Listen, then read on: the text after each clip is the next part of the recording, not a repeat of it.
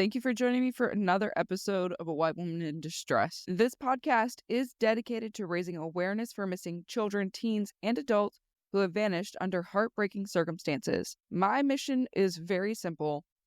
I want to keep their stories alive and help to bring them back to their families. In a world where media coverage just isn't equal, it's vital to recognize that many cases go overlooked. Marginalized groups, including Indigenous people, people of color, the LGBTQ plus community, runaway teens, and homeless individuals often face systematic barriers, leading to underinvestigation and inadequate attention. These groups deserve to have their stories told and heard just as loudly, whether it's the jurisdictional complexities affecting Indigenous people, the media bias towards missing people of color, or the stigma facing runaway teens and those living on the streets. These cases remind us real change is needed.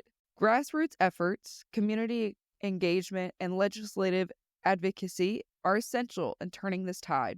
You don't have to be on the front lines to make a difference. Even small actions like sharing this podcast or just sharing information in general or providing anonymous tips can play a crucial role in bringing loved ones home. Every family deserves answers, and every missing person deserves to be found. Before we dive into today's story, please be aware that the content may include themes of violence, sexual assault, or other distressing topics. Listener discretion is advised.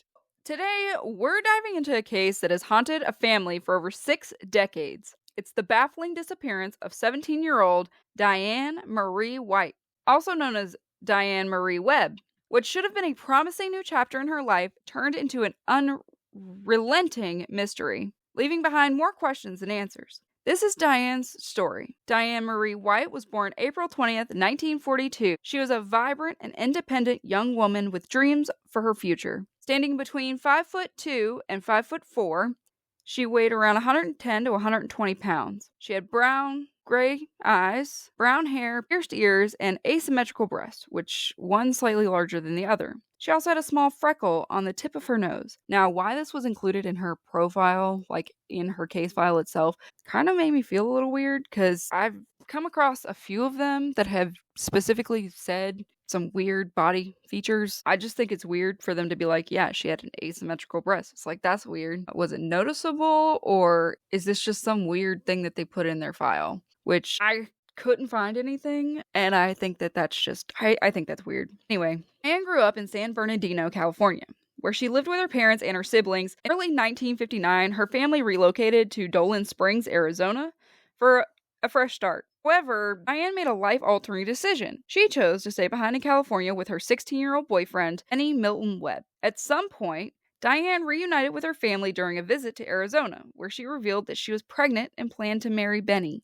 So, once she told her parents, it had actually sparked mixed reactions. Her father strongly disapproved, but her mother and younger brother supported her. Despite the father's protests, Diane and Benny were married in Indio, California. So that joyful occasion, it was filled with hope and uncertainty, would mark the last time Diane's family ever saw her. Diane stayed in touch with her family for months, sending letters filled with love and updates. On August 22nd, 1959, she mailed a final letter to her younger sister, including a handmade gift, crocheted handkerchiefs for her birthday. After that, though, the letters stopped. As the weeks turned into months, Diane's family grew increasingly alarmed, which, of course they would. They hadn't heard from their daughter. It's been a couple months.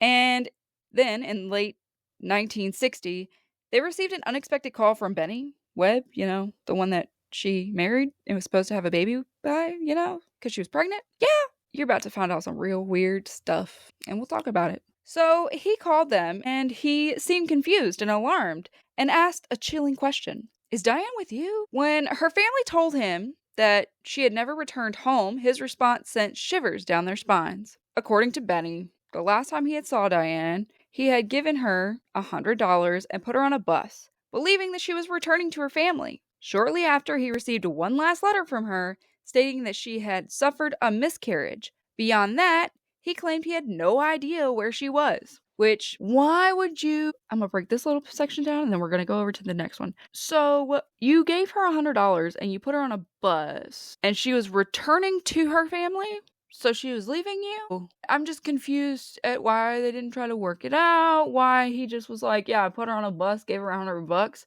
and I figured she was going to you guys, because that's where she was supposed to go. It's like, all right, on to you, Benny. Diane's father refused to accept Benny's vague explanation, so he was desperate for answers, and believe me, I would be too, if that were my kid. He traveled to Truth or Consequences, New Mexico, which was Benny's hometown, to investigate. But here we go. Instead of help, he encountered a disturbing roadblock. Benny's brother, who was the town's chief of police, allegedly threatened Diane's father and forced him to leave town. Yeah, you're looking real great, Benny. I hope it was worth it. So, and I hope his brother, you know what? I'm gonna say this. I'm gonna say it with my chest. I hope Benny's brother, who was chief of police, got fired and had soggy popcorn and flat soda for the rest of his life. And every time that he tasted Coca-Cola, he wanted to vomit. It's absolutely insane that instead of helping look for his brother's missing wife, he's like, oh, nope, sorry, Dad, get lost. If not, we can arrest you. And it's like, for what? It's my kid. But the thing is law enforcement attempted to investigate, air quote, I'm gonna put that air quote there, but Benny refused to cooperate and declined to take a polygraph test. In a bizarre twist, he later denied ever marrying Diane, even though they had a marriage certificate existed. So the whole thing is that he denied ever marrying Diane, but there was a whole marriage certificate proving otherwise. You know, the one that has to have the pastor's name and your witness.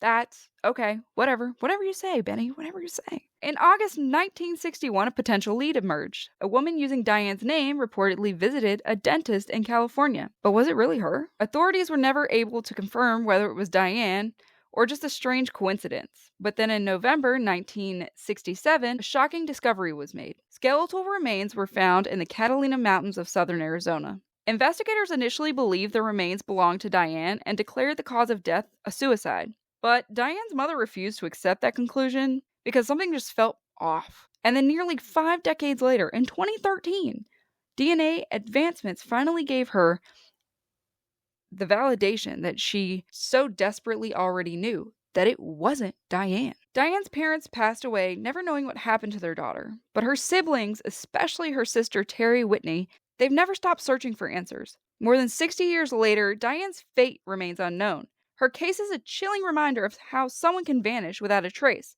and how one person's silence can withhold the truth. If you have any information regarding the disappearance of Diane Marie White, or, Diane Marie Webb, because she married Benny, who claims that, no, we didn't get married. That's crazy.